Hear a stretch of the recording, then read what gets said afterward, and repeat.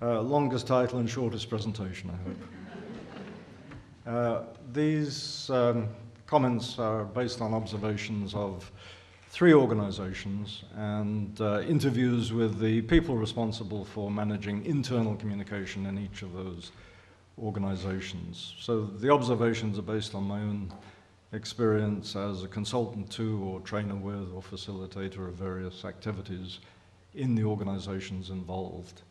And I was struck by something that I observed in each of the 3 organizations that prompted me to put these observations together. When you're looking at organizations, this is very familiar material, but when you're looking at organizations, you can think of the formal organizational structure, and you can think about the informal structure that develops around the formal structure as people start working together and talking to each other. So we can think of organizations as having formal and informal structure. And Brian gave a very graphic illustration of what the formal structure looks like yesterday when he had his birds perched on the hierarchical arrangements of poles. The formal structure will enable and hinder internal communication.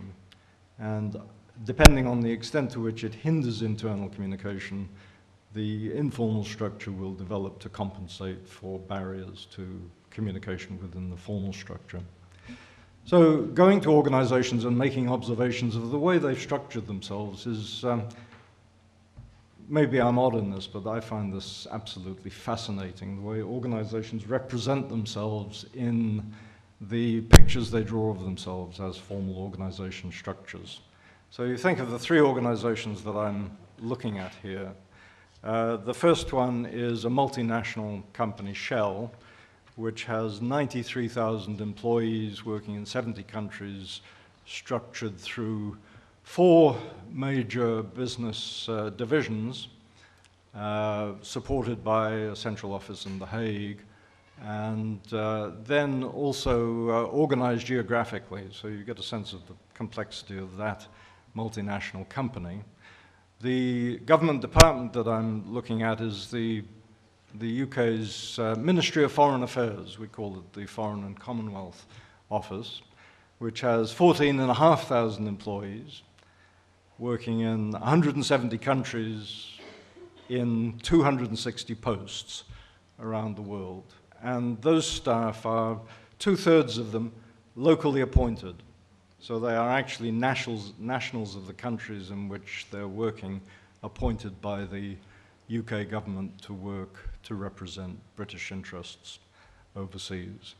The other organization is the European Commission, which is an organization of 34,000 people, and that is structured into around 40 directorates general, but then the Commission is represented in all the member states and also has delegations elsewhere in the world. So these are complex organizations, and you can imagine the challenges of trying to manage internal communication through these organizations. So they make formal arrangements and they allocate resources to managing internal communication. So the setup in Shell is that they have 11 people working at the center in The Hague, tied into human resources, but working on internal communication. They then work through, and this is where it becomes interesting in formal terms, because they work through the lines of the business, but they also work through a more informal network of people set up to deal with internal communication in the businesses, in the geographical areas or locations in which the company is working. For the Foreign Office, they have 15 people at the center, and then they have, as they say, 300 people working around the world with communications in their title, but then the heads of every mission or post or embassy is expected to play a part in managing internal communication in their part of the organization. And the European Commission will have people in each DG responsible for internal communication, formally within the DG, but then there's a network set up across the Commission of 300 people working in internal communication to try to coordinate the work that's being done. So you've got formal arrangements to be carried out through the structure of the organization. We recognize, of course, that there is the informal communication that takes place, and so a structure develops through informal communication. And then you have these less formal arrangements, and this is where the idea of the networks come from, these less formal arrangements of individuals who are set up to try to manage internal communication for the organizations. And the question arises, how do these networks work? There's a lot of experimentation with social media.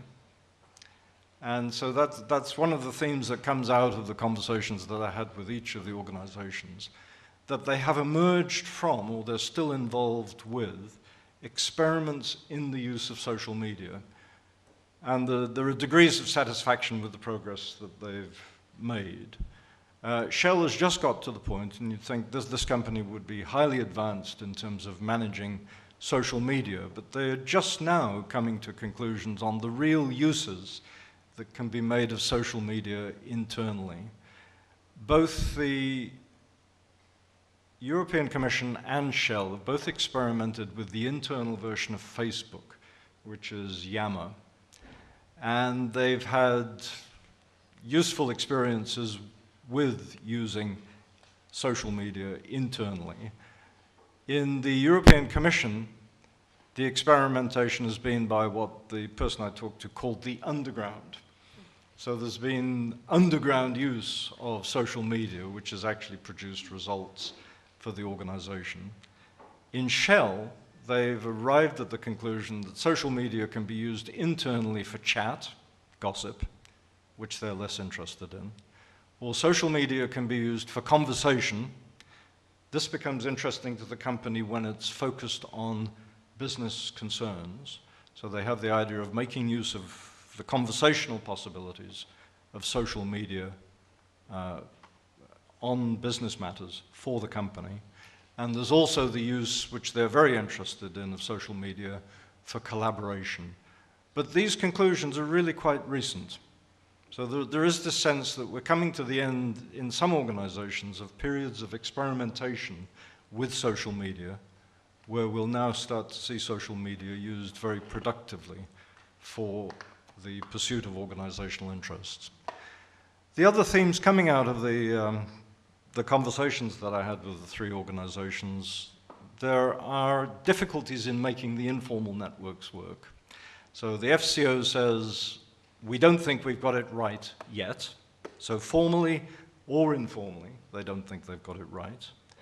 In the Commission, the network is there, but it's not working well enough. There are mixed abilities across the network. So it's not working well enough. They're not really getting the benefits of coordination across the organization. And in the FCO, they have the odd problems of security, which have to do with the use of software in foreign affairs work. How can that be managed? And the problems of working with staff who are not necessarily cleared in security terms to make full use of social media. So they have interesting problems in that organization. The conclusion would be that these are early days yet, but an interesting aspect of the development is difficult enough to manage through the formal structure, impossible to manage the informal communication that takes place around the formal structure.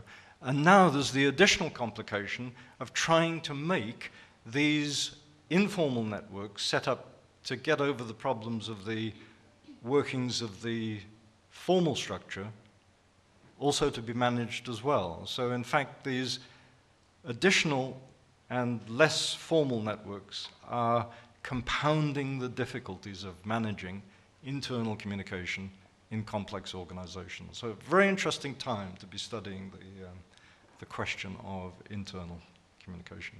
Thank you.